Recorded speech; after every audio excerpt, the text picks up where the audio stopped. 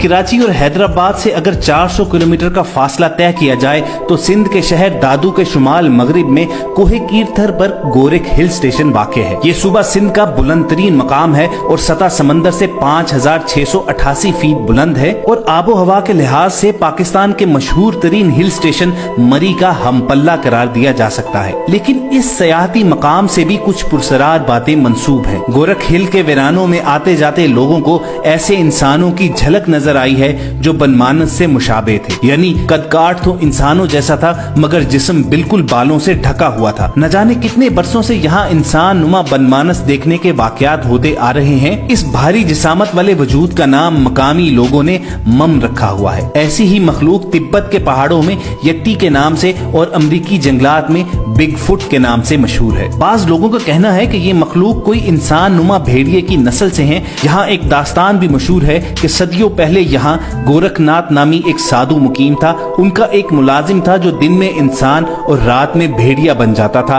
कहते हैं कि गोरख हिल का नाम गोरख भी इसी वजह से पड़ा क्योंकि फारसी में भेड़ियों को गोरख कहते हैं। नाज़रीन, इस पहाड़ी मकाम के बाद हम रुख करेंगे बलोचिस्तान के एक और पहाड़ी मकाम का जो अपने अंदर कई पुरस्कार राज समोए हुए है। इस मकाम को शहर रोगान के नाम से जाना जाता है। इस शहर की खासियत ये है कि यहाँ मौजूद पहाड़ों में सैकड़ों गार बने हुए हैं, लेकिन इन गारों की तामीर के हवाले से तारीख बिल्कुल खामोश है। ये गारें कराची से 175 किलोमीटर के फासले पर जिला लसबेला में वाक़ हैं और मौरखीन का ख्याल है कि इन पहाड़ों में मौजूद गार बुद्ध मत के पैरोकारों ने तमीर किए और वो यहाँ पर रिहाइश पजीर होते थे। बलूचिस्तान में वाक़ इस शहर रोगान के बारे में मशहूर है कि यहाँ जिन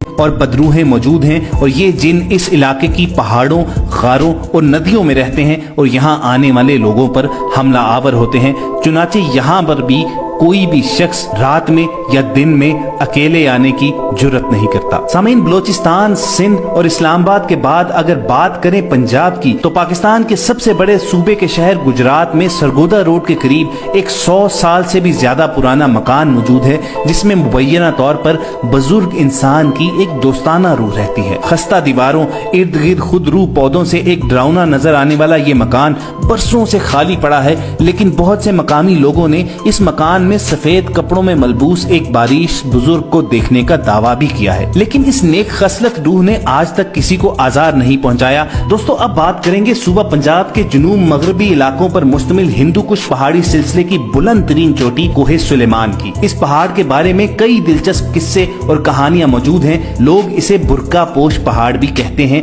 बुरका पोश इसलिए क्योंकि बाज़ ये इंतहाई करीब से भी दिखाई नहीं देता, अलबत्ता बारिश हो जाए तो ये मीलों दूर से नजर आता है। इस पहाड़ पर एक तख्त है जिसे मकामी लोग तख्ते सुलेमान कहते हैं। इस तख्त के बारे में रिवायत है कि इस जगह पर हजरत सुलेमान का तख्त जो हवा में उड़ता जा रहा था कुछ लम्हों के लिए ठहर गया। इस पहाड़ की चोटी को भी अगर गौर से देखा जाए तो ऐसे लगता है जैसे ये खास तौर पर बैठने की जगह है और लोगों का कहना यह है कि इस पहाड़ पर जिन्नात मौजूद हैं और वही इस पहाड़ की चोटी पर बैठते हैं और हर वक्त काबिज